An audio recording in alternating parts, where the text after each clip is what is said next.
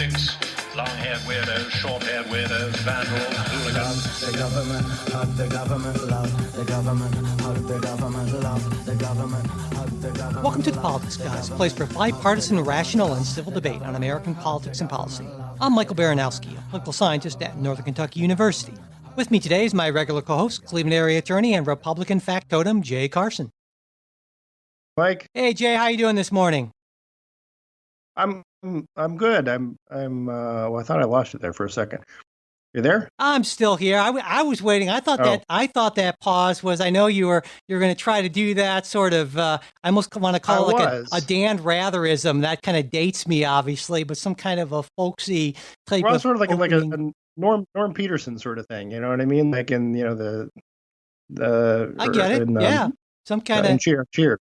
Yeah, absolutely. Again, we're dating ourselves, Not but that clever. At least I'm not that clever. I'm not that clever on a Saturday morning. So. No, that I think that's probably it. Absolutely. So anyway, well, let's get right to it. Greetings aside. So I thought the obvious place to start today would be with the further escalation in the trade war between the United States and China.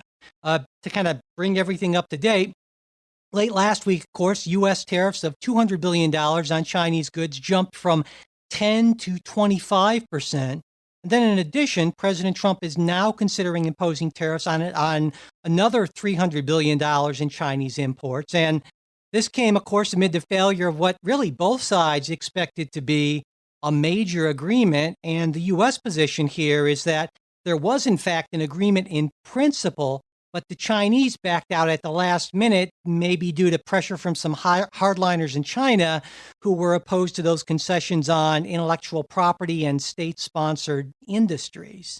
And then, of course, kind of this other aspect in here is the Trump administration putting the Chinese tech company Huawei on its so-called death list, which essentially bans U.S. companies from selling to Huawei without a specifically authorized exemption.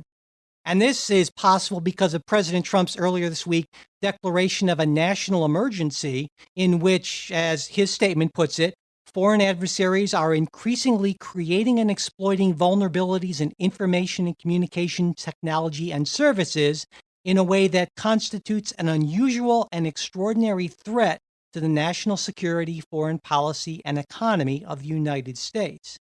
And in response to all this, China announced plans to impose tariffs on $60 billion in U.S. imports. And so the upshot seems to be, well, markets reacted not so favorably, and as well as a number of Republicans in Congress who are, I think, getting more concerned about the situation, especially in regards to farmers, who are the ones who are most likely to really feel these effects of tariffs most directly and most strongly. Immediately. Yeah, exactly. Yeah. And so kind of in response to that, the administration is putting together an aid package of up to $20 billion in direct payments to farmers hurt by tariffs. And that's kind of modeled after the $12 billion program they put in place in 2018. So I think that kind of brings us up to speed. So Jay, what do you think about the latest in all this? Which is in some ways kind of modeled off of the Chinese model of state-subsidized industry. Yeah. So what do you think about what's happened in the last week here? Well, you skipped the good news in that it sounds as if we have reached a sort of complete agreement with Canada and Mexico, right? On getting rid of the steel tariffs that had had been scheduled to go in place. But setting that aside, I mean, we have talked about this forever, and you know that I am in my heart a free trader.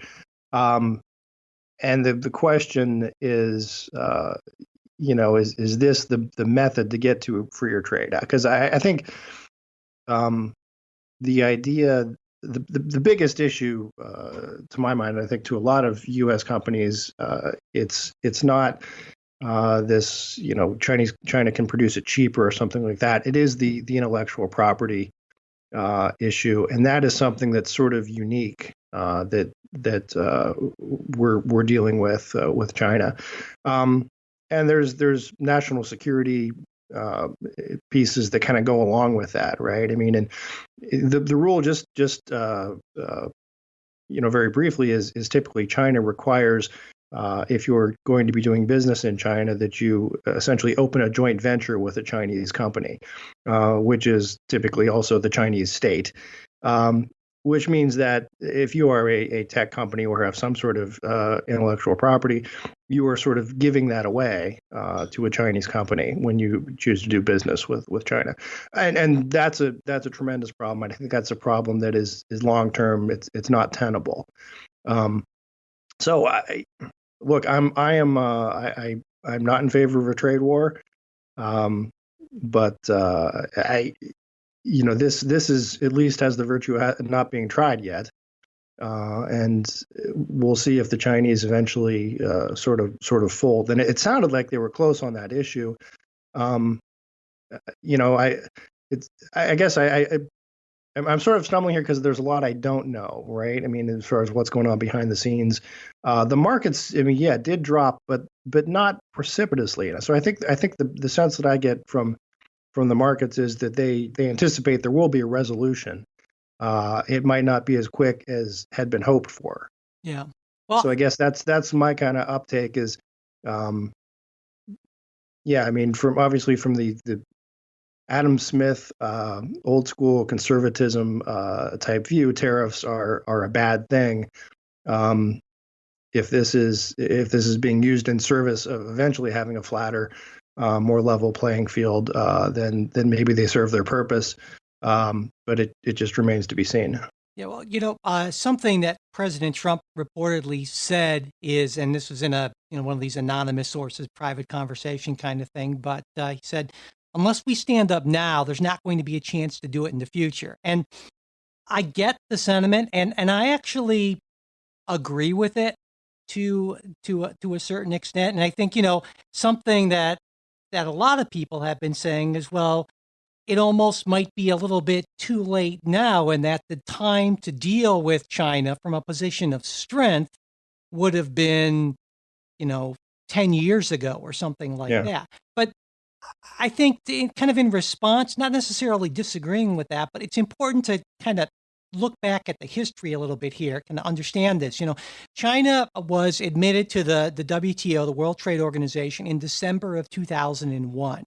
And if you take a look at China's GDP, it basically rises kind of like a hockey stick, essentially, like a kind of a J curve from the mid 2000s on. I mean, their average GDP growth from 2001 through 2017 over 9%, which is enormous, obviously. And the bet that we and the rest of the really international kind of community were making was that, well, as China prospered economically, they liberalized in a lot of other ways. And actually, to a certain extent, that kind of happened for a while. But certainly when Xi Jinping came into power in 2013, we started to see that changing, I think, in a certain way. And so, that I don't necessarily know that that's still a bad bet. I mean, if you look back even further to the 1980s, Japan and South Korea were both accused of technology theft and that sort of thing, the kind of stuff that China is doing right now. But what we found is that, well, as their per capita GDP started to rise, they started to see the calculus a little bit differently, and they shifted to becoming what we would consider, better players in the international community. And so one estimate put that number at where that shift really started to happen was $25,000 per person. Now China's currently at $16,700 per person. So it would still be a little while. So there's one argument to say, this is being over dramatized and we just need to be patient. I'm not entirely convinced by that argument because I think there's a difference in scale here that concerns me. So there's that, but I think there's this natural tendency to overreact to these things, which is not to say that there isn't a potential threat. I certainly think there is one.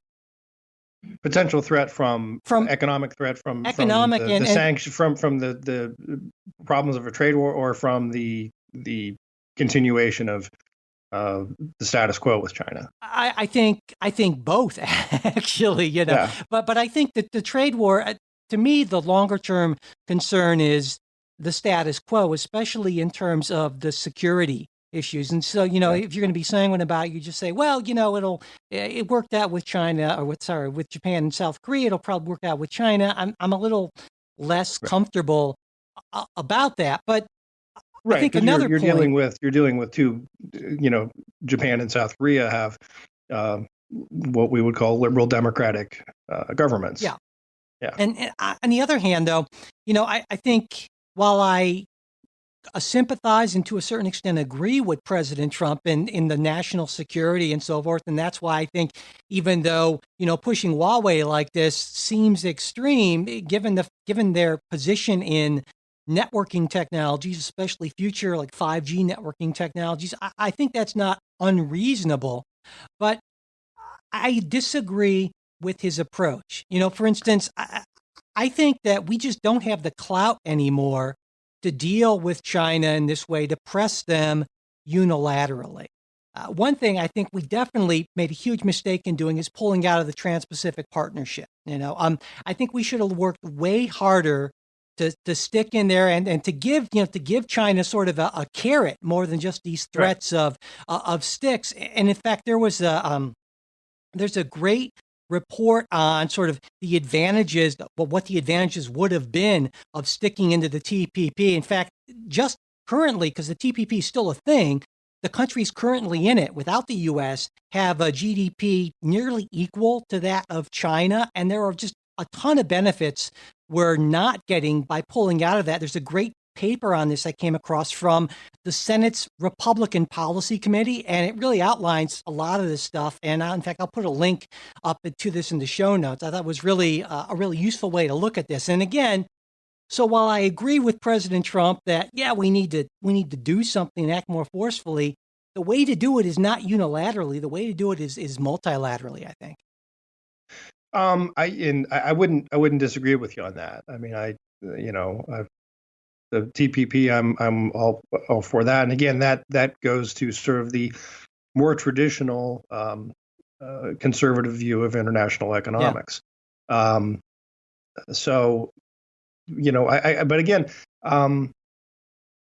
maybe that was the case, and I think maybe the TPP and U.S. sort of reevaluating its position as to that could put a little extra pressure on China. But I wouldn't discount the adverse effect that the sanctions can have on China. And this is what Trump is betting on, is that, look, it's going to hurt both countries, but it's going to hurt them more and hurt them faster.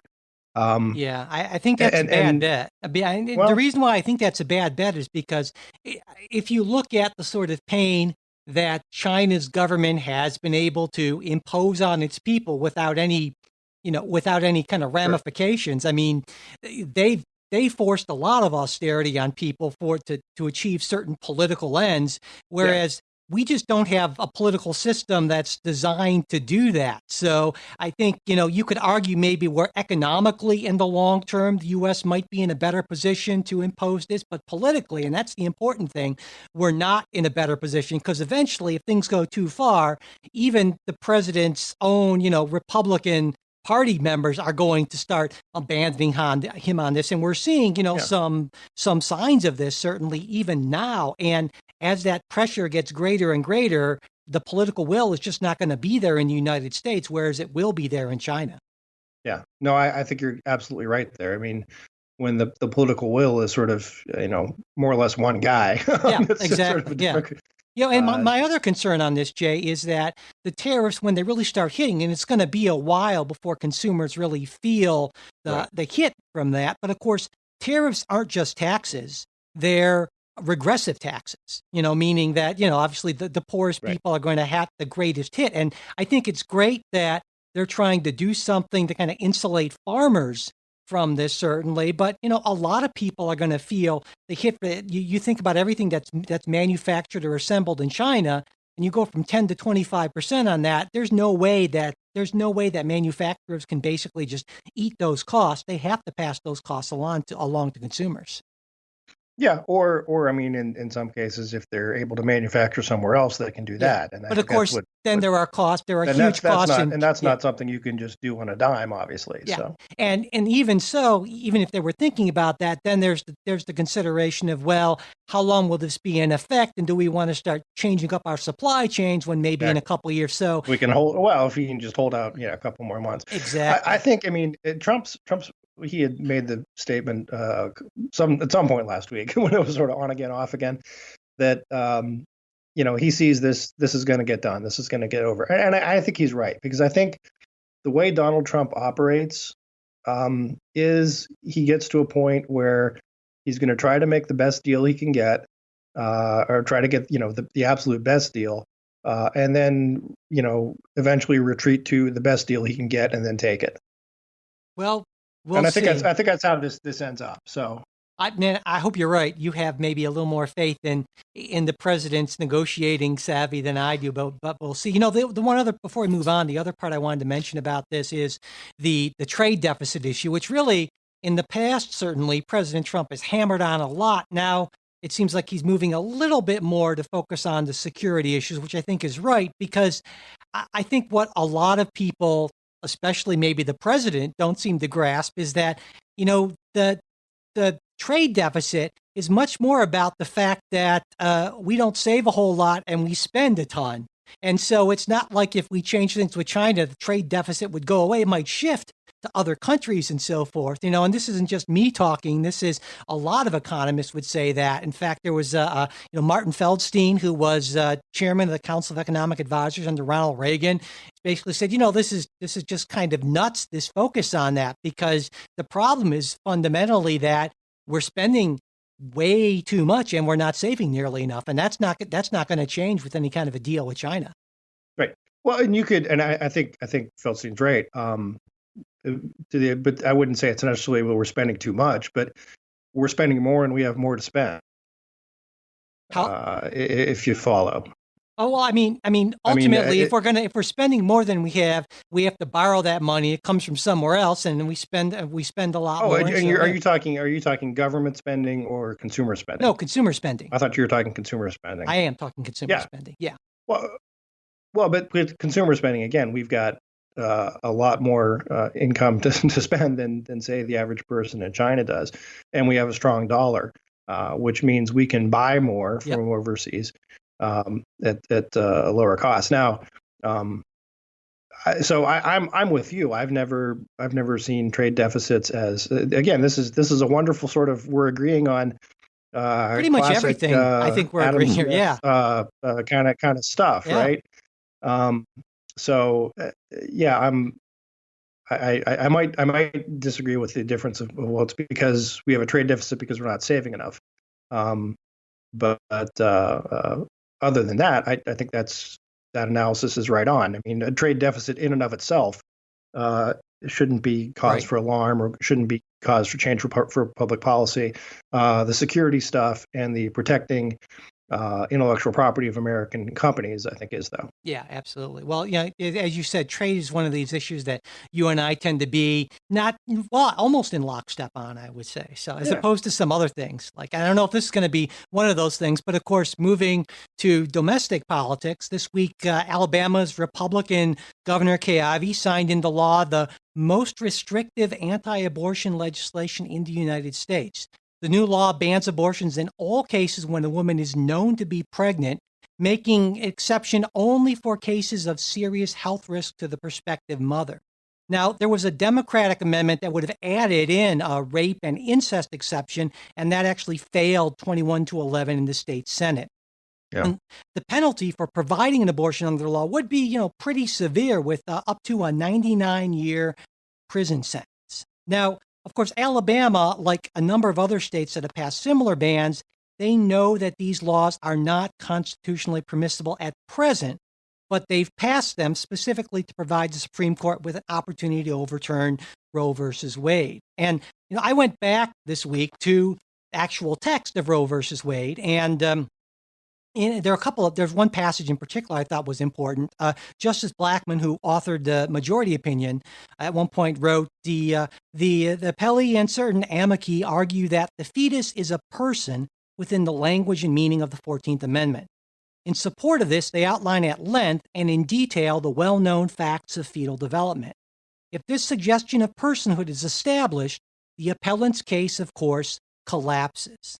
And then Blackmun went on to state that all this, together with our observation that throughout the major portion of the 19th century, prevailing legal abortion practices were far freer than they are today, persuades us that the word person, as used in the 14th Amendment, does not include the unborn.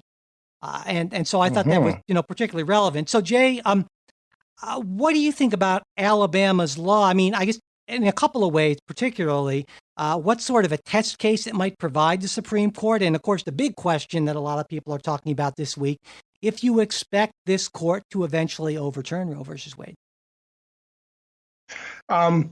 So I'll tell you, the Alabama law is written in such a way, and there's some really interesting stuff that I've read on this.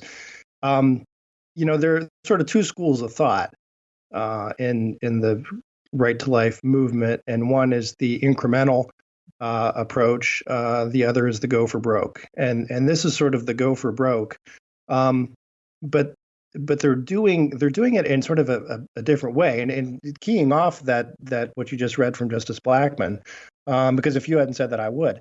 I probably wouldn't have had the whole quote handy, but the idea that Alabama, what their legal theory is, they're not just saying we are prohibiting abortion because we want to prohibit abortion. The bill, as signed into law now, recognizes personhood of a fetus, and so their argument is going to be, look, Justice Blackmun, he looked back and said, there's nothing we can find where the 14th Amendment has been interpreted to be a person, or a fetus has been interpreted to be a person for the purposes of the 14th Amendment. But historically, we don't find any precedent for that. But does the state have a right then to establish that personhood, right? I mean, there's also the idea under the Constitution that even if you don't have a federal right, states can still recognize beyond that. That's the Constitution is a floor, not a ceiling. And that's why I think, at least following that logic, while Alabama really couldn't include rape or incest exceptions, because then the logic falls apart. Either a fetus is a person or it's not, and if it's a person, well, you don't get to kill that person in this kind of logic just because that person happened to be the result of rape or incest. Now, the health risk to the mother is different because then you're weighing the life of another person, and so then you have that kind of balancing test. So, I mean, I don't necessarily agree with that logic, but I understand it. Yeah. So and I think this is I mean, as far as will Roe versus Wade be overturned, that I still think there would be tremendous reluctance. Yeah. From John Roberts to do that. I think there would be reluctance even amongst, if you want to say the real conservative wing, to do that without at least on a 5-4 ruling. Yeah. I think when and if Roe versus Wade gets overturned, it needs to be much more than a 5-4 ruling. So I'm not sure. And again, we've got probably a couple years till this actually percolates its way up to the Supreme Court. But before this one does, of course, I mean, there are some other cases as well. I think there's another Alabama case from 2016, bills. Right? Yeah. So, I mean, the court could act more quickly than this. And so some people are saying, well, why is Alabama doing this right now if, as a test case, if there are already other test cases? And of course, part of it is, playing to your base. Right. Well, I mean, this is something that, again, when you say Alabama, I mean, what we're talking about are the people of Alabama and the representatives they elected.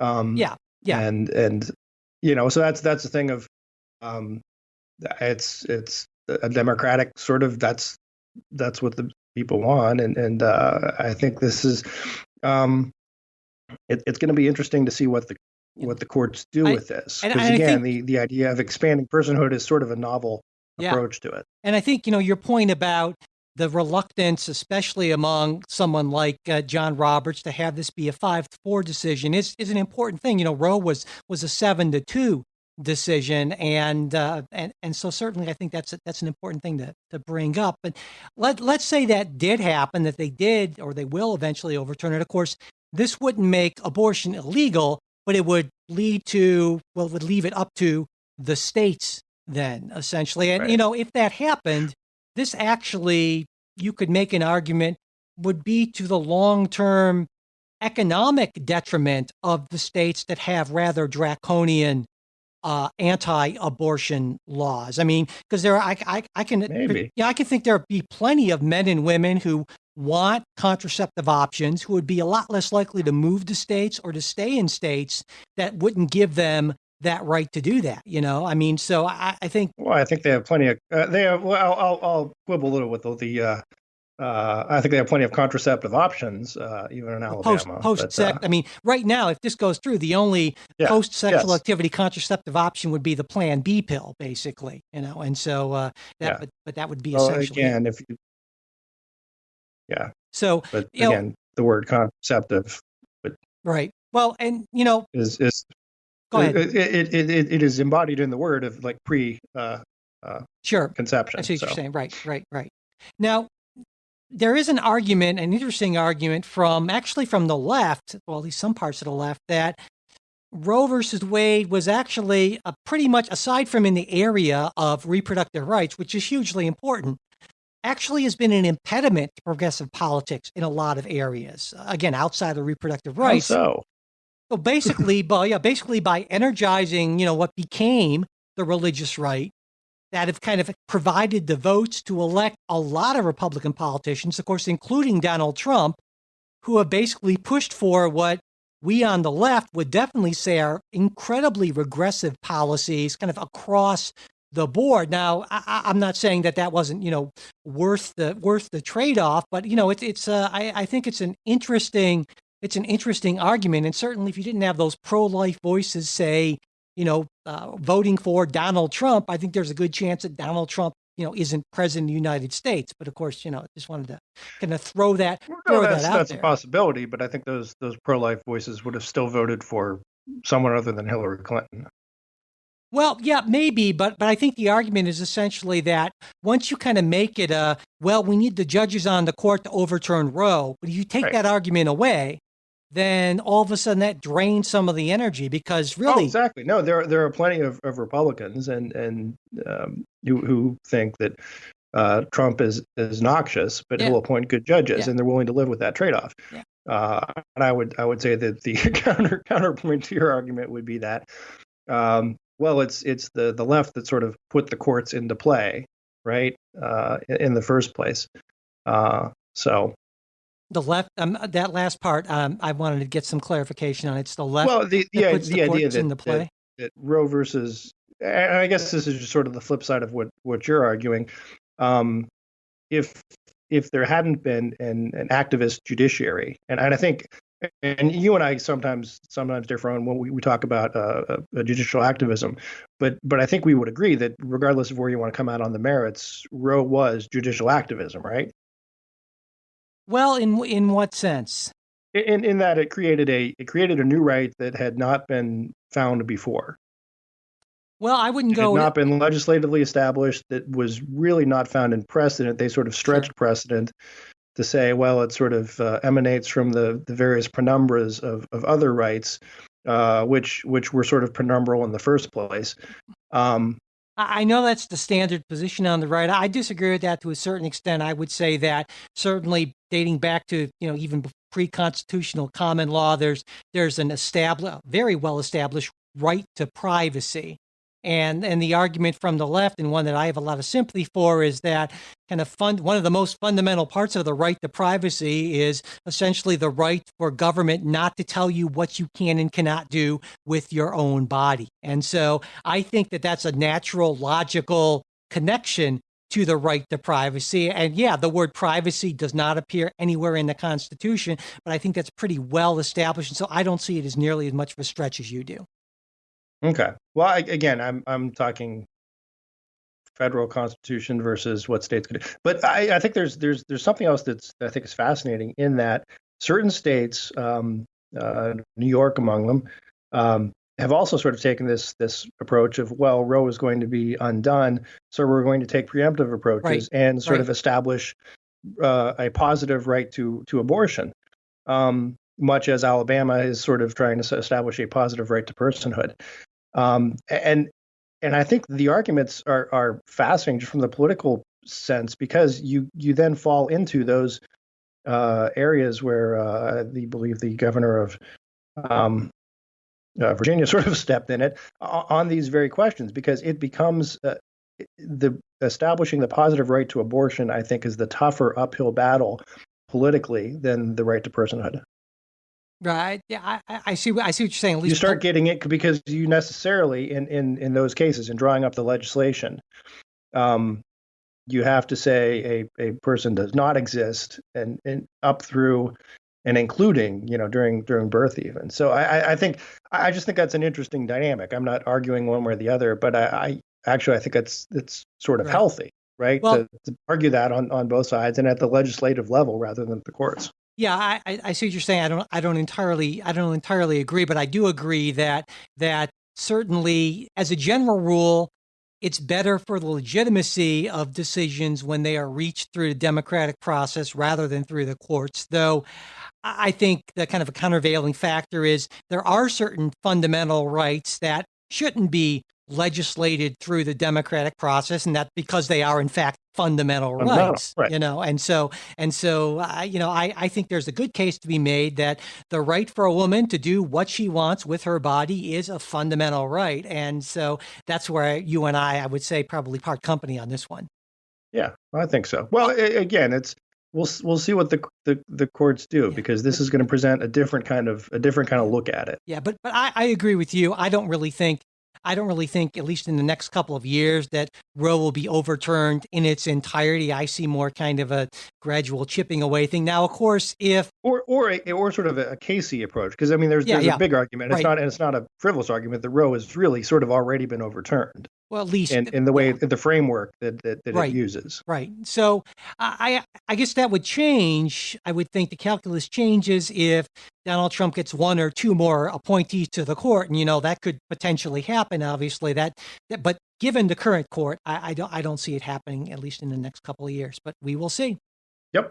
All right. Well, before we get to our next story, I was going to say, Jay, if you remember back when we did ads. Remember that? Yeah. A long time ago. Those are fun. If we did ads, this is where we do one, but of course we don't anymore. And we made a decision about that, but in the end, you're not a demographic that we want to market to. And we don't want the politics guys to be a vehicle that advertisers can use to convince you that, I don't know, your life would be so much better if you had their stamps or their mattresses or their razors. Yeah. We're just not shilling for the man. Exactly. But of course, that means we need your support to keep the show going. And we really do appreciate it. All of our great supporters on Patreon. I want to take a minute to thank our two most recent supporters, Julie and Linda. Thank you so much. We really appreciate it. And of course, when you become a monthly sustaining supporter, you get more than our thanks. All supporters at any level get access to our weekly bonus show. And there are a bunch of other things we put together for supporters at various levels, like, special policy shows, Politics Guys coffee mugs and tote bags. In fact, Jay, I'm finally going to be sending out the first shipment of mugs and bags to supporters in the next few. I'd meant to get to it earlier. Sorry, guys. It's been a crazy semester, but I'm getting them out this week, I promise. We've got a private Facebook group where we've had some, I think, really great conversations, not just about politics, but about really the direction of the show. And you can even become an executive producer on the show. And so to check out all that stuff, go to patreon.com/politicsguys. It's patreon.com/politicsguys, or you can go to politicsguys.com/support. Thank you so very much. All right, moving on. Back to the Supreme Court. On Monday, they allowed a class action antitrust suit against Apple to move forward. Now, this was a 5-4 decision, but it was a little unusual because Justice Kavanaugh joined the court's 4 liberals, and it could potentially open the door for similar lawsuits against other tech giants like Amazon, Google, Microsoft, all of whom, by the way, wrote briefs arguing that the court should not allow this case to go forward. Now, this stems from a suit originally filed in 2011, and it alleges that Apple engages in monopolistic practices by forcing device owners to buy through Apple's App Store, where the company takes up to a 30% share of sales commissions for things that actually cost. There are a lot of apps on there that are free as well. Yeah. Now, Apple's argument is that, according to a previous ruling, only a direct purchaser of a service is eligible to bring this sort of a suit. And Apple says, hey, we're only a middleman. We're just connecting buyers and sellers. And by the way, we're providing quality assurance and security. And because of that, we're entitled to a share of the proceeds. Now, Justice Kavanaugh, who spoke from the bench on this, found this, I would say, unpersuasive. He said that Apple's position contradicts the text of the antitrust statute, which broadly affords any injured party a right to sue. And in his written opinion, Kavanaugh added that the company's argument was a way to gerrymander Apple out of this and similar lawsuits.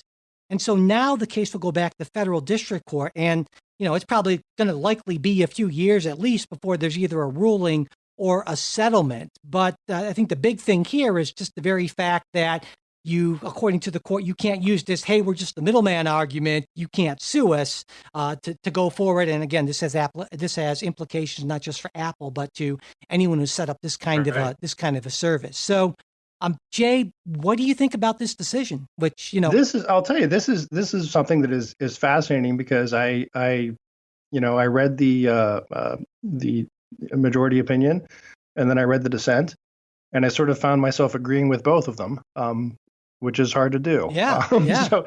So no, this is a tough case, and I think this is. This is a case that a lot of people should read, just because this is sort of the kind of thing I think the Supreme Court should do. Right? This is sort of the operating at its highest and arguing over essentially what the real holding of this Illinois brick case was. In the end, I would probably say Kavanaugh got it right in that. And again, that's sort of, who cares what I say? I'm not in the Supreme Court, but as a I close care, call, Jay. I care. The idea that on a motion to dismiss, look, you look at this in the view most favorable to the plaintiff, and Kavanaugh sort of says we don't know whether they're actually going to prevail, because it could well be that this is a suit where there's no damages, right?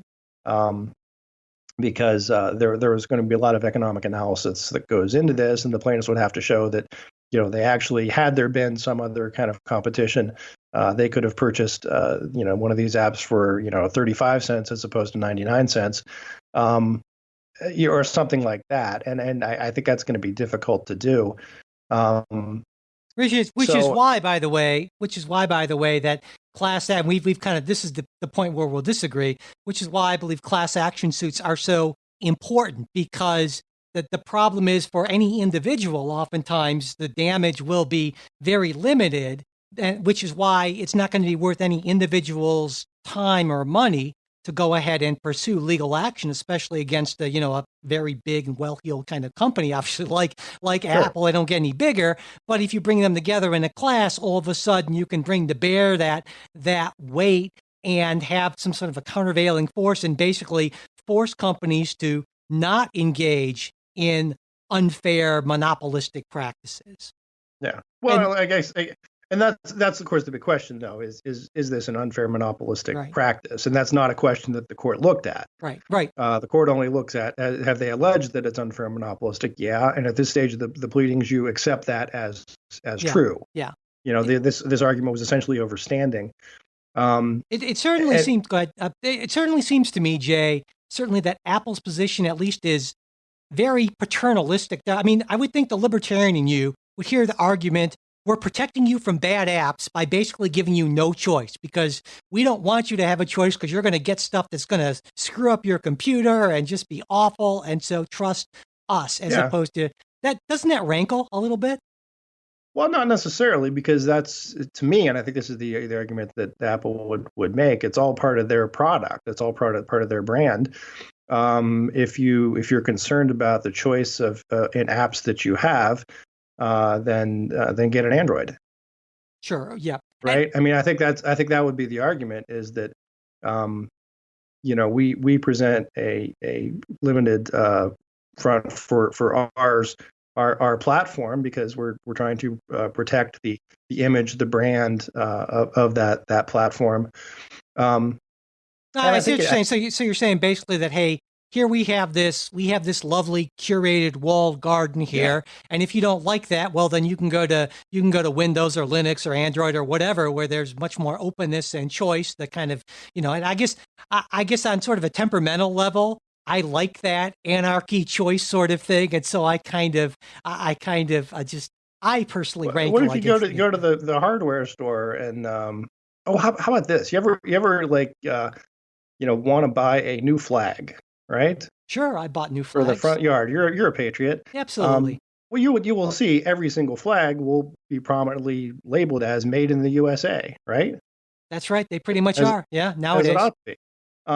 Now, I could make the argument that, well, hell, the Chinese could probably make a much cheaper flag that would suit my needs just as well. But I have, because the store has chosen only to sell flags made in America, my choice has been limited. And therefore, I'm an antitrust, a victim of monopolistic practices.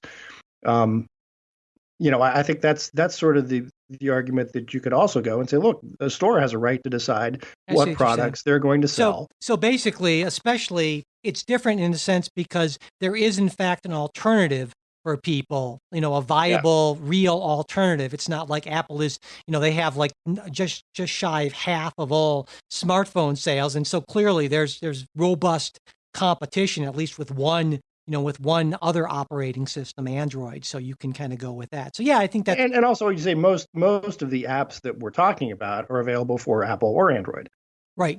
Yeah. Now there are some things. So there will be some that are only available on one or the other. But yeah, pretty much, that when that happens, they're only available on Apple, and that's because that's where the cool kids develop all their stuff first, and we Android people just have to wait for it to kind of filter down to the huddled masses, I guess, that sort of thing. But anyway, another point I wanted to make about this, though, even without a ruling or a favorable settlement, I think this can still be really important because this sort of thing can shift corporate behavior, to an extent. Because if Apple and other companies know that they're even potentially legally vulnerable, they may actually change their behavior to avoid problems in the future. And to me, that's one of the many benefits of, strong antitrust law and the ability for people to bring these sort of suits, because it actually, I would argue, prevents certain types of behavior. And so I think this is potentially a good thing in and of itself. Well, yes and no. I mean, the dissent makes the point, though, that this is that the Illinois brick line, which is that only the direct purchaser has standing, or the direct purchaser has standing to sue, right, is sort of artificial. And look, this is where I understand Kavanaugh is right in that. When you buy an app from the Apple Store, it's like you send your money to Apple and Apple sends you the app, so that you are the direct purchaser from Apple, right. As opposed to from the manufacturer of the app or the developer. An easy way around this for Apple, it might not be an easy way, but it's certainly a way around it, would be just to change the system, to reconfigure it so that your purchases go through whoever the app developer is. Right. And the money does not go to Apple directly, and they could say we're not going to take a cut of these apps or get a royalty, and that's sort of what our trade-off is from we might charge people for access to our platform, but I don't think that's not in and of itself a problem. I think it might be. I think so. The minority that points out, look, there's a lot of ways to get around this sort of artificial line if this is the case, and in a lot of cases, I would say that's probably a less efficient way. Yeah. Economically. A lot less.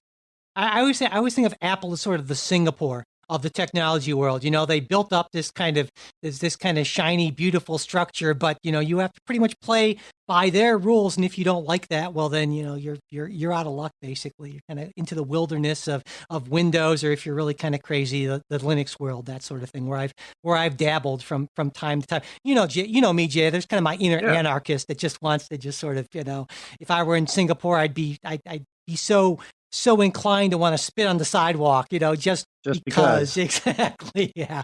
Anyway, moving on, our final story this week. Late this week, the Trump administration released a new immigration plan, though maybe more of an outline, really, that would significantly change the allocation of permanent residency green cards, but without changing or lowering the overall cap on the number of green cards that can be granted every year.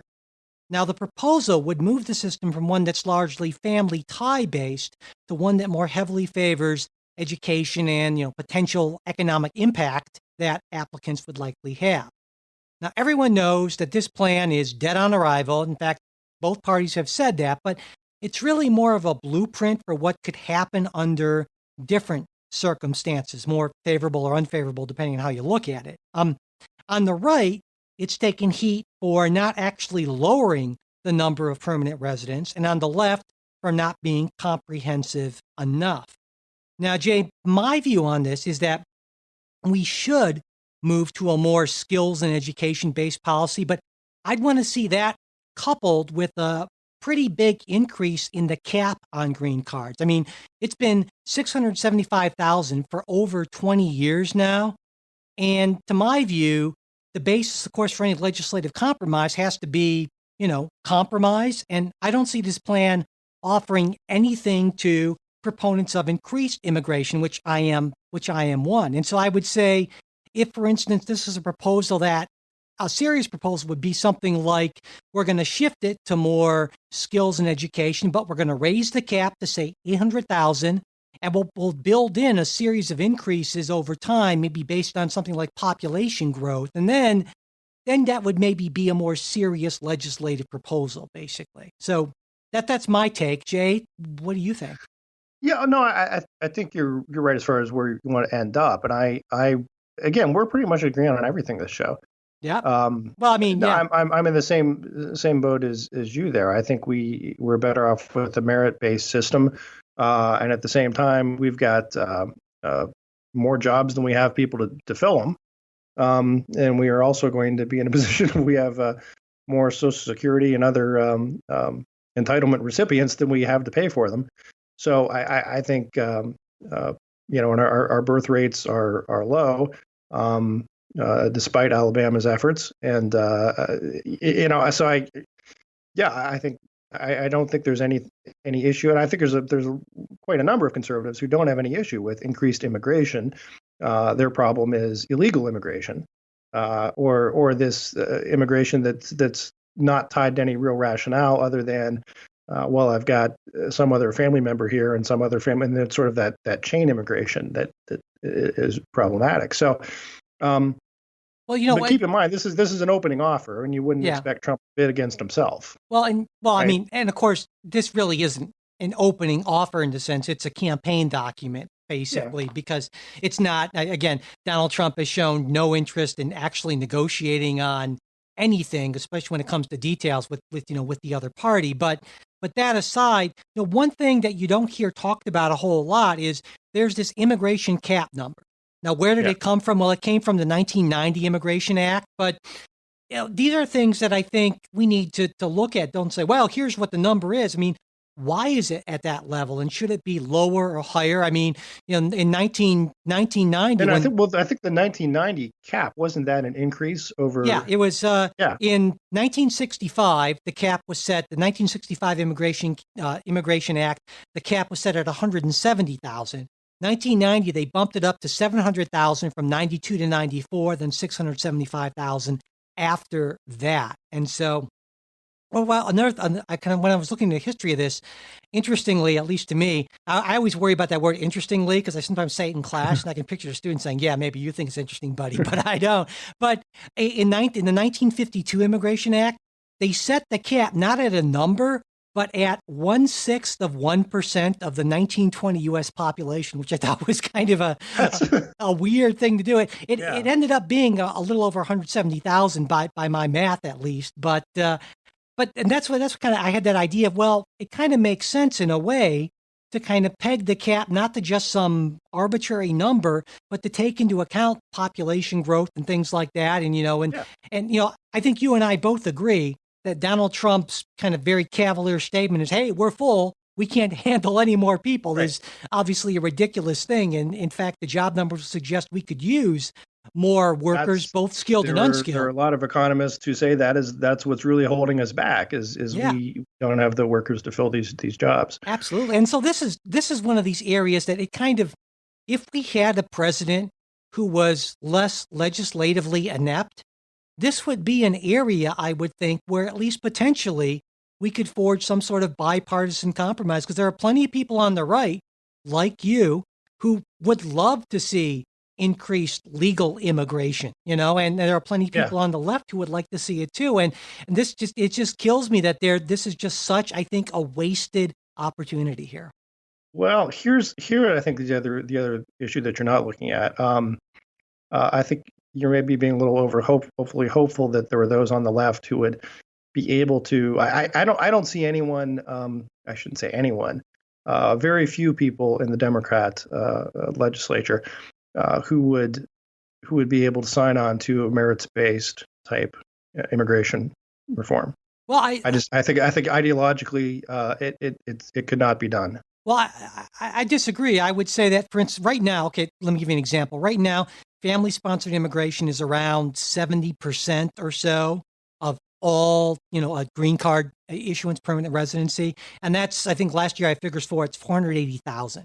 So if you just essentially kept that number static and just boosted the total and allowed for much more employment base, which right now is 140,000, then I think you could potentially build some sort of a coalition, get enough people to come over. And again, that's why part of the proposal I would put into place would include increases over time to both of those categories. So, I mean, giving each side something or other. Yeah, I agree with you in the sense that if there was any proposal that basically said we're going to lower in real numbers the amount of family-sponsored immigration, that would be a problem and probably would be really difficult to get any kind of buy-in.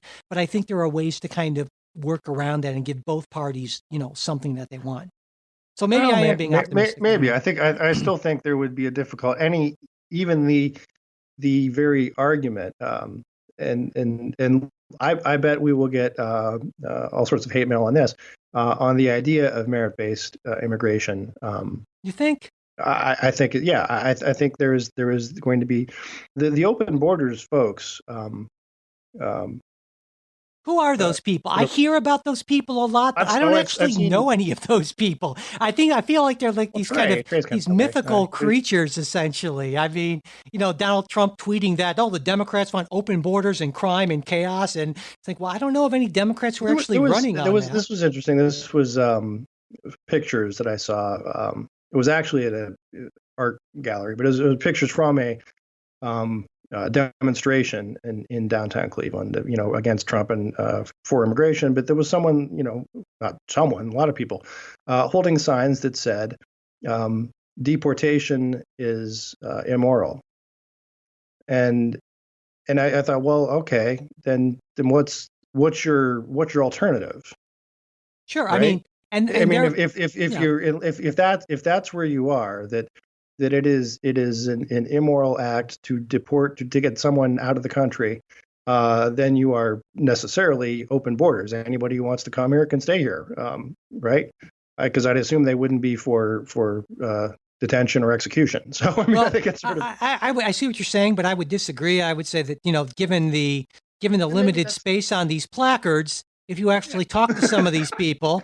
They would say, well, what about under this circumstance? They say, well, that makes sense. But I don't think we should send back somebody who did nothing wrong, who's in danger of being, persecuted in their home country. That's what I mean. And that's the current law. Right. But certainly there are some people who have been in the United States and have been law-abiding contributors to society, and there have been, cases of this that have been, featured in the media. They've been deported, and I think that's what the people who say deportation is immoral are talking about. But I think it's a bad idea to base policy on what some protester has on their piece of cardboard. I think that's probably a mistake. Ask me where these people were. I'm telling you. Okay, that's fair. You're right. I did ask you where these people were. I'm just telling you. Fair enough. I just don't think these people are making downtown Cleveland with these big signs. Fair enough. Just like there are neo-Nazis running around with their own signs, and thankfully they're not the ones making policy. So there we go.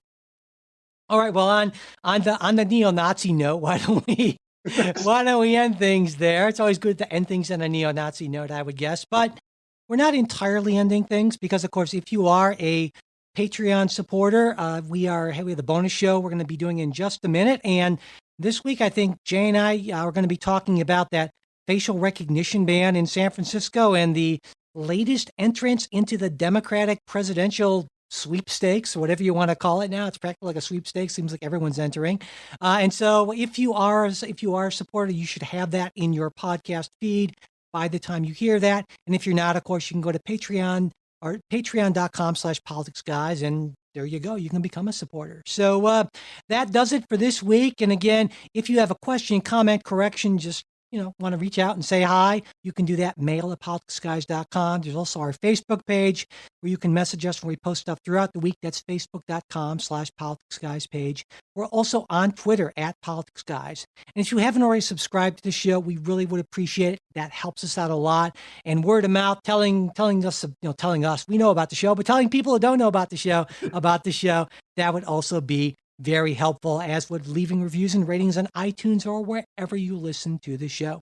The executive producers of the Politics Guys are Michael Baranowski, Jay Carson, Bruce Johnson, Wilma Moreno, and Benji Fishman.